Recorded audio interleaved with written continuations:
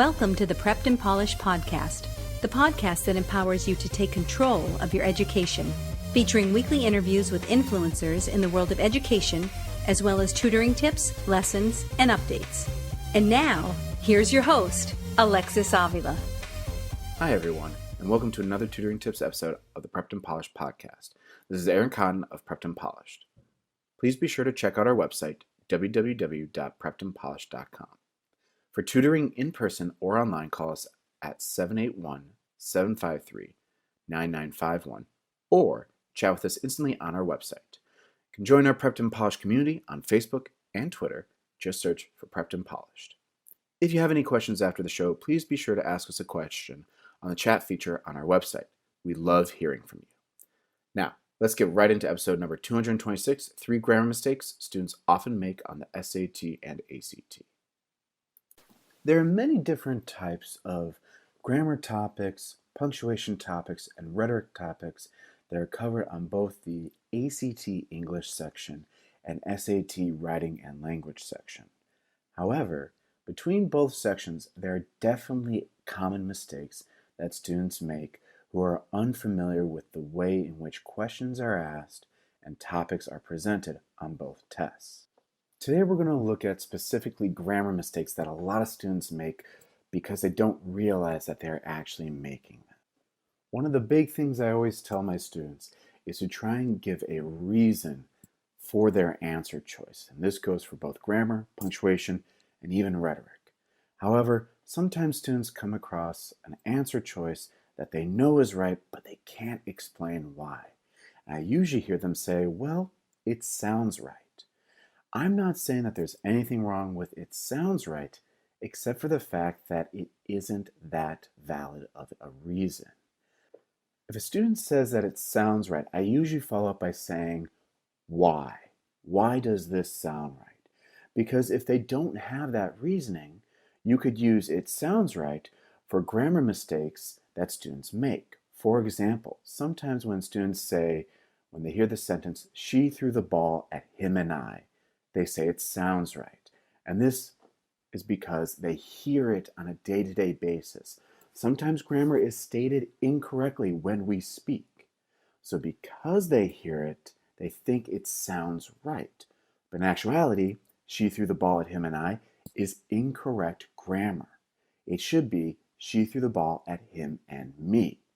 And again, sometimes students will reply with, Aaron, that does not sound right. But if they can't give me a solid reason, then I say, you have to look it up or you have to develop the reason for why it sounds wrong. So that way, if they can identify the reason, it shows a consistency with how they are answering the question, which will ultimately help them with higher tiered questions that rely on not only knowing that it sounds right, but the reasoning why. Another common mistake with grammar is when a student sees the answer choice, no change. And this is sometimes what I call a mental blockade from both the ACT and SAT. Just because the answer says no change doesn't mean that it has to change. When I look at no change, I look at it as just another way of answering the question, in which case the underlined portion in the text is an answer choice that is either A, B, C, or D, or F, G, H, and J. Now, if I am looking at no change, I want to be careful of what is underlined to make sure that it fits in the sentence. Sometimes students say, Aaron, it looks like it fits because it's already there. And we need to get that mentality shifted away from that. Another common error with no change is when a student sees no change as an answer too many times in a row, or it's too consistent or too frequent. If the answer comes up too many times as no change, I use the same mentality as, well, answer B showed up several times, which is not no change. Does that make it incorrect? Another student that I had once said that no change is right about every fourth question. And to that I say, it's probably not the case. That's every fourth answer. So when I look at no change and I look at the subtle differences between what is in the text, whether there's a certain comma or a punctuation mark or different verb tense, I want to identify how that no change is just different from each answer choice, just as if I was looking at answer B and comparing it to every answer choice. You need to treat it the same way.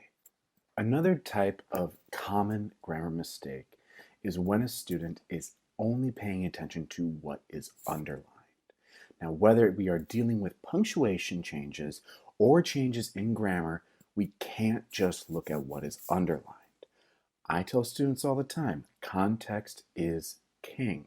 And when you're looking at the ACT and you're looking at the SAT, you need to be reminding yourself to read the sentence that we're dealing with. I recommend that students read the whole sentence, if it's punctuation or grammar, and maybe even the sentence before the sentence after, if need to get a little bit more understanding. Or if it's a rhetoric-based question, maybe read the whole paragraph or paragraphs in question to still understand what is happening.